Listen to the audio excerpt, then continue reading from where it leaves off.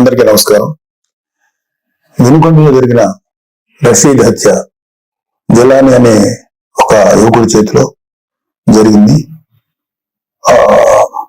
మాకున్నటువంటి ఇన్ఫర్మేషన్, అటు పోలీసు వారి ఇన్ఫర్మేషన్ ప్రకారం ఇది పాత పగలు. వాళ్ళకి మధ్యలో జైలు పంపాడని ఒక అతను, అందుకని పగబట్టాడని ఇతను, అతన్ని నడురోడ్డు మీద నరికి చంపారు. ఇది నిజంగా చాలా తప్పు, అది ఎవరు చేసినా సరే. కానీ మీరు దీనికి రాజకీయ రంగు పొలవటానికి ట్రై చేయకండి. మీరు ఫస్ట్ పాయింట్, వైసీపీ నేత జగన్మోహన్ రెడ్డి గారికి మర్యాదపూర్వకంగా చెప్పేది ఏంటంటే, ఇంతకాలం మీరు శవ రాజకీయాలు చేసే ఎంత దూరం వచ్చారు. జనాలు మీరు చెప్పే మాటల్ని నమ్మటం ఎప్పుడో మానేశారు. ఖచ్చితంగా ఈ హత్యకి సంబంధించి మేము కూడా ఖండిస్తున్నాం. ఖచ్చితంగా ఎలాంటి వ్యక్తులైనా సరే, ఈ వెనకాల ఉన్న ఎవరినైనా సరే పట్టుకొని కోర్టుకు తీసుకెళ్లి శిక్షించాలని మేము కోరుకుంటున్నాం. అయితే ఇంకొక విషయం ఏంటంటే,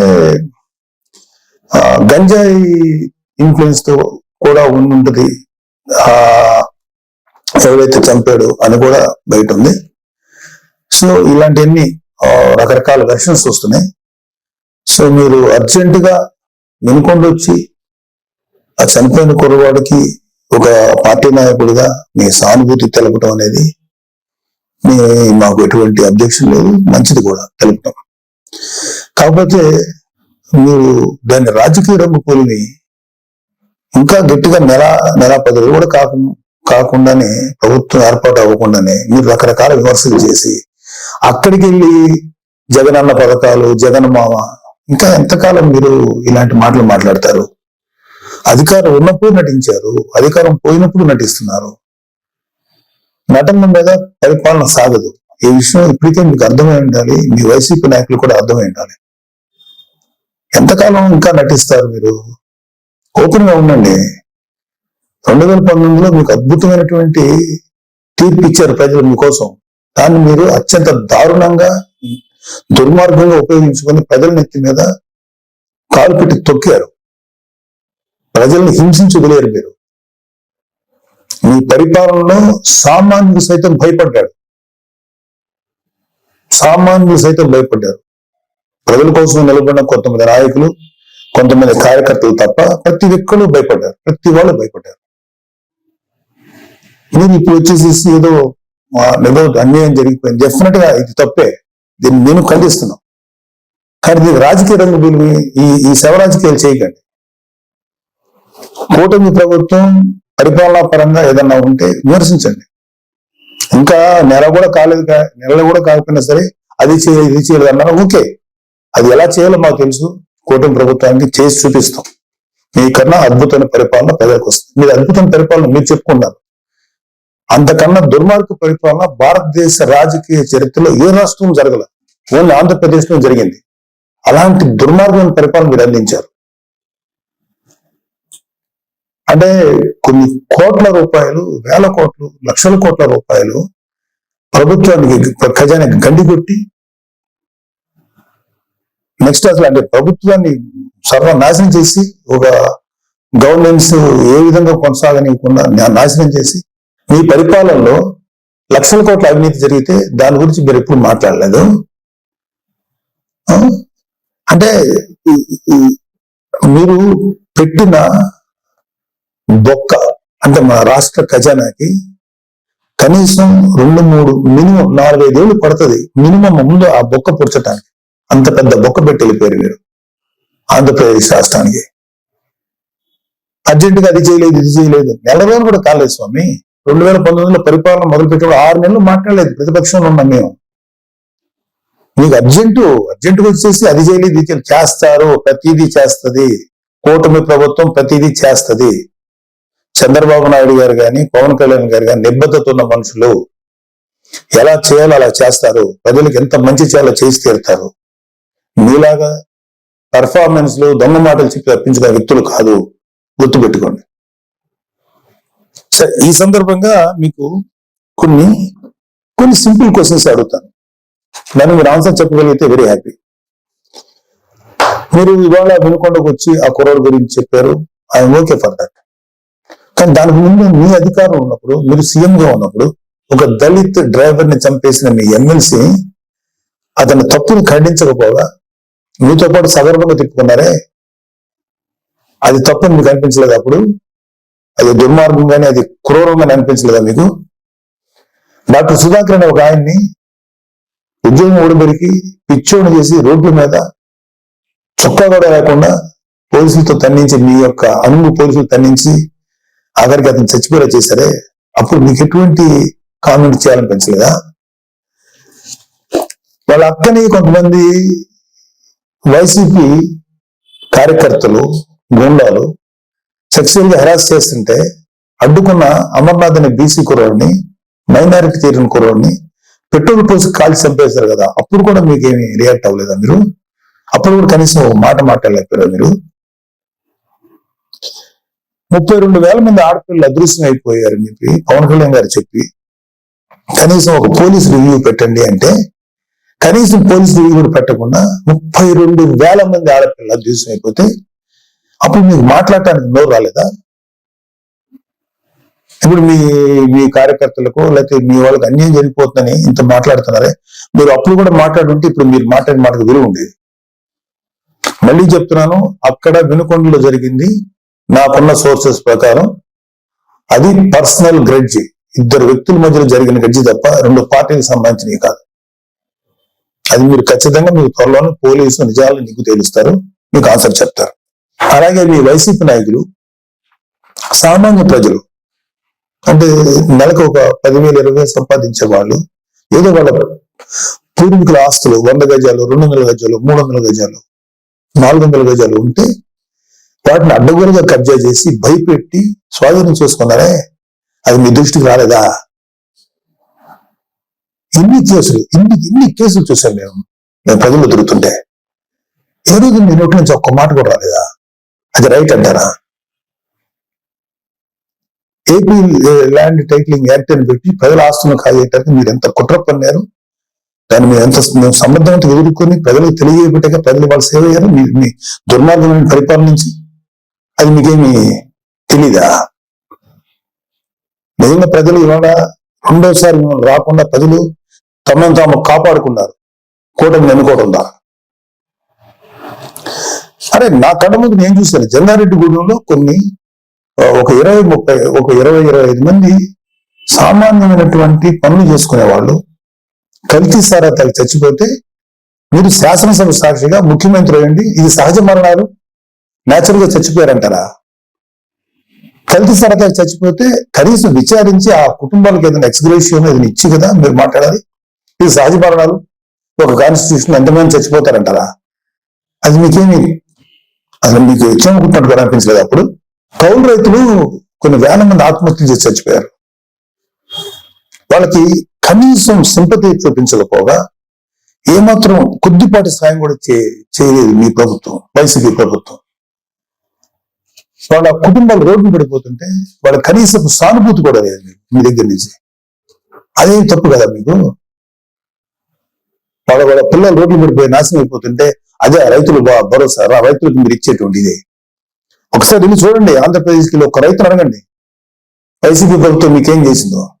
మాకన్నా కూడా మీ వైసీపీ పార్టీకి మాడు పగిలిపోయే ఆన్సర్స్ వాళ్ళే చెప్తారు. మేము చాలా తక్కువ చెప్తున్నాను. ఇంకా వర్షాలకి పంటలు పాడైపోయినాయండి, మాకేంటి దారి అని చెప్పి మీ వైసీపీ ఎమ్మెల్యేని అడిగితే రైతులు ఎరిపప్పులనేంత తులకరంగా మాట్లాడితే అరే తప్పురా ఒకటి అనకూడదని అని చెప్పాల్సిన బుద్ధి చెప్పాల్సిన ఆ బాధ్యత లేదా మీకు? అప్పుడు మీరేం మాట్లాడలేదా? కాబట్టి మీ పరిపాలనలో గంజాయి, డ్రగ్స్ విచ్చలవిడిగా అమ్ముడైనయే, విచ్చలవిడిగా జనాల్లో చరామణిని, బ్లేడ్ బ్యాచ్లు, దుర్మార్గ మనుషులు తయారయ్యారే, ఎంతో మంది జీవితాలను పొట్టను పెట్టుకున్నారే. ఆ గంజాయిని ఆపాలను లేకపోతే ఆ డ్రగ్స్ ని కంట్రోల్ చేయాలనేటువంటి ఆలోచన మీకు రాలేదా? ఎందుకు వస్తుంది? మీ ఎమ్మెల్యేలు, మీ కార్యకర్తలు ఎవరైతే ఉన్నారో అలాంటి పనులు చేసి వాళ్ళు అడ్వాంటేజ్ పొందుతున్నారు కాబట్టి మీరు కూడా ఏం మాట్లాడలేదు. ప్రజల పక్షాన్ని నిలబడి పోరాడుతున్న పవన్ కళ్యాణ్ గారు, చంద్రబాబు నాయుడు గారు ఇలాంటి నాయకుల్ని మీరు వాళ్ళ విధి విధానాలను విమర్శించకుండా వాళ్ళ వ్యక్తిగతమైన జీవితాల్లోకి ఎంటర్ అయిపోయి వాళ్ళ కుటుంబాన్ని రోడ్డుకి ఇచ్చారని ట్రై చేసి వాళ్ళ ఫ్యామిలీస్ మీద మాట్లాడినప్పుడు మీకు కనీసం చెంగుకుంటున్నాడు కూడా అనిపించలేదా? ఇదే మీరు చేసిన నిర్వాహకం. ఇప్పుడు వచ్చేసి మహానుభావులాగా ఒక మెస్సైలాగా వచ్చి మాట్లాడుతున్నారా మీరు కానీ మీ నాయకులు ఎవరైనా సరే? ఎప్పుడు తెలుసుకుంటారు మీరు? ఇప్పటికైనా తెలుసుకోండి. ఇప్పటికైనా తెలుసుకొని చేసిన తప్పుల్ని మీరు సరిదిద్దుకోండి. అసలు ఇప్పుడు అర్జెంటుగా ఇప్పుడు సెంట్రల్ గవర్నమెంట్ ఢిల్లీకి వెళ్ళిపోయి ధర్నా చేసేసి రాష్ట్రపతి పాలన పెట్టమంటారా? ఏమన్నా కొంచెం మీకు ఆలోచన ఉందా? మీకు సలహాలు ఇచ్చే వాళ్ళు ఎవరో ఇంకా తెలియట్లేదు. మాకు సజ్జలు లాంటి వాళ్ళు ఇప్పుడు వెళ్ళిపోయారో ఉన్నారో తెలియదు, లేదా అలాంటి సలహాలు వింటున్నారేమో. అర్జెంట్గా రాష్ట్రపతి పాలన పెట్టాలా? నిజంగా రాష్ట్రపతి పాలన పెట్టాల్సి వచ్చిన పరిస్థితిలో ఉంటే మీ పరిపాలనలో ప్రజావేదిక కూల్చినప్పుడే పెట్టాలి రాష్ట్రపతి పాలన. అది మీ దుర్మార్గమైన పరిపాలనను పెట్టాలి. అప్పుడు పెట్టలేదే సార్. మీరు రేపు జరగబోయే సభలకి అటెండ్ కాకుండా ఉండటానికి ఓ కొత్త నాటకాన్ని, కొత్త స్టేజ్ క్రియేట్ చేసుకుంటున్నారు. ఢిల్లీ వెళ్ళాలని ఓ పని చేయండి. మీరు వెళ్తే వెళ్ళండి ఢిల్లీ, నాకే అబ్జెక్షన్ లేదు. కానీ రేపు శాసనసభలో మీటింగ్ జరగబోతున్నాయి కదా, దానికి మీరు రండి. మిమ్మల్ని వ్యక్తిగతంగా అనొద్దని చెప్పి నా పర్సనల్ గా నేను బీజేపీ, టీడీపీ, జనసేన ఎమ్మెల్యేని రిక్వెస్ట్ చేసుకుంటాను. మిమ్మల్ని వ్యక్తిగతంగా ఏం అనొద్దని చెప్తాను. మీరు ధైర్యం వచ్చి మాట్లాడండి. శాసనసభని ఫేస్ చేయటం ఎందుకంటే అంత భయం మీకు? రండి, ధైర్యం రండి. మీరు ప్రతిపక్ష హోదా ఇవ్వకపోయినా ఓ ప్రస్తుతానికి ఉన్న 11 మంది ప్రతిపక్షాలను ఫీల్ అవుతాం మేమందరం. క్వశ్చన్ చేయండి. కూటమి ప్రభుత్వాన్ని శాసనసభలోనే అడగండి. రోడ్ల మీదకి వచ్చి మాట్లాడితే ఎట్లాగా? ఇలాంటి పెర్ఫార్మెన్స్ ఎందుకు? అధికారం ఉన్నప్పుడు పెర్ఫార్మెన్సే, అధికారం లేనప్పుడు పెర్ఫార్మెన్సేనా? ఇలాంటి ఇలాంటి ఇలాంటి కథలు చేయకండి ప్లీజ్. ఇప్పటికైనా తెలుసుకోండి. మీ మీద మాకు వ్యక్తిగతంగా ఎటువంటి కోపం లేదు, ఎటువంటి ద్వేషం లేదు. ప్రజలకి నష్టం జరుగుతుంది, ప్రజలు మీ వల్ల దారుణంగా నష్టపోతున్నారు. కొన్ని వందల మంది, వేల మంది ప్రజలు ఆత్మహత్యలు చేసి చచ్చిపోయారు మీ యొక్క అకౌంట్ లో. అప్పుడు అది తప్పని చెప్పి మేము గట్టిగా ఫైట్ చేసాం. ఇప్పుడు జరిగే ప్రతిదాన్ని మీరు రాజకీయ కోణం నుంచి చూస్తారా? అండ్ ప్రతి చావుని, ప్రతి చిన్న సైజు గొడవలు ఏదైనా సరే మీకు దుర్మార్గమే ఇదే కనపడతాయి. మీకు రాజకీయ కోణంలో కనపడతాయా? ఇంకొక డైమెన్షన్ చూడటం చేత కదా మీకు? చేయండి. నేను ఇప్పటికైనా సరే మీరు గట్టిగా ఫైట్ చేయండి. కూటమిలో కనుక ఏదన్నా తప్పులు జరిగితే తప్పులు నిలవేయండి. అంతేకాని దొంగ మాటలు, దొంగ కబుర్లు, పిచ్చి కబుర్లు చెప్పకండి. మీకు ఒక పేపర్ ఉంది, మిమ్మల్ని మీకు భజన చేసేటువంటి కొన్ని మీడియా సంస్థలు ఉన్నాయి, పర్లేదు, వాటిని మీరు ఉంచుకోండి. కానీ మాట్లాడేదానికి, లేకపోతే మీరు ఏదైనా ఒక వ్యక్తిని నేరస్తులుగా చేసేదో, లేకపోతే ఒక వ్యక్తిని రెస్పాన్సిబుల్ గా చేసేదానికి ఒక ఇంగితంగా, ఒక సెన్సిబుల్ గా ఉండాలి. నేను అసలు మాట్లాడకూడదు, నాకు ఎందుకు, నేను పార్టీ పనిలో చేసుకునేవాడిని, నాకు ఈ పొలిటికల్ గా నేను మాట్లాడకూడదని నేను ఇంతకాలం మాట్లాడాను. ఎన్నిసార్లు గత 40 రోజుల నుంచి ఓదరగొడుతున్నారు. అధికారం శాసనసభలో ప్రమాణ స్వీకారం చేసిన మొదటి రోజు నుంచి ఏం చేయట్లేదు. వెయిట్ చేయండి, అన్ని చేస్తారు. అలాగే ఈ వైసీపీ ప్రభుత్వ హయాంలో మీ నాయకులు, మీ రౌడీలు, మీ మాఫియా ఎమ్మెల్యేలందరూ ఎలాంటి దుర్మార్గాలు చేశారు, ఎలాంటి తప్పులు చేశారు, ఎన్ని వేల కోట్ల రూపాయల కుంభకోణాలు చేశారు, అవన్నీ లిస్ట్ వస్తాయి. అవన్నీ బయటకు వస్తాయి. తగిన శిక్ష పడుతుంది. మీరు మీ సొంత బాబాయ్ చనిపోతే కనీసం రెస్పాన్స్ లేని మీరు ఎలా మాట్లాడతారండి? ప్లీజ్, ఇది కరెక్ట్ పద్ధతి కాదు. ఇప్పటికైనా నేర్చుకోండి, ఇప్పటికైనా తెలుసుకోండి. ఎప్పటికైనా చెప్పుడు మాటలు, పిచ్చి మాటలు వింటాం మానేయండి. ఒక మంచిగా మనం ఎలా చేద్దాం. రేపు పొద్దున 10 ఏళ్ళు ఉంటారు, 10 ఏళ్ళు ఉంటారు ఈ కూటమి ప్రభుత్వం వాళ్ళు. ఆ తర్వాత మీరు వస్తారు. నాకేమి మీరు రాకూడదని అనుకోవట్లేదు, మీరు రండి. బట్ మీరు చేసిన పెద్ద బొక్కకి కనీసం ఒక 15 ఏళ్ళ పాటు వీళ్ళుంటే ఆ తర్వాత మీరు మళ్ళీ వచ్చి చెదురు. కానీ ఈ లోపల మీరు రియలైజ్ అవ్వండి, మంచి దారులు నడవండి, మంచి పద్ధతిగా నడవండి. దుర్మార్గపు వ్యక్తుల సలహాలు తీసుకోకండి. మీరు కూడా దుర్మార్గం ఆలోచన పక్కన పెట్టండి. నీతి నిజాయితీగా జెన్యూన్ ఉంటా ట్రై చేయండి. మేబీ జనాలు ఒక 10 ఏళ్ల తర్వాత, 10 ఏళ్ల తర్వాత మిమ్మల్ని గౌరవించవచ్చు, రెస్పెక్ట్ చేయొచ్చు. ఇలాగా అనవసరమైన మాటలు మీరు కానీ మీ ఎమ్మెల్యేలు కానీ ఇవ్వండి, ఒక 6 నెలలు టైం ఇవ్వండి, చేస్తారు. మీరు అనుకున్నవన్నీ చేస్తారు. మీరు ఏదైతే ఇప్పుడు నేరం మోపుతున్నారో కూటమి ప్రభుత్వం మీద అన్ని వాటన్నిటికీ జవాబు వస్తుంది. వాళ్ళు ఏవైతే ఈ మేనిఫెస్టోలో ప్రామిస్ చేస్తారో అవన్నీ చేస్తాం. మాకు సెంట్రల్ గవర్నమెంట్ నుంచి సంపూర్ణ సహకారం ఉంది.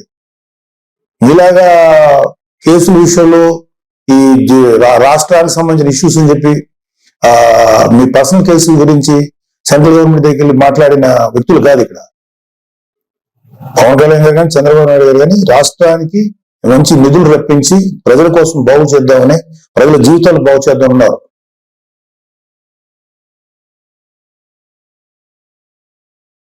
తెలుసుకోండి ఇప్పుడు కన్నా.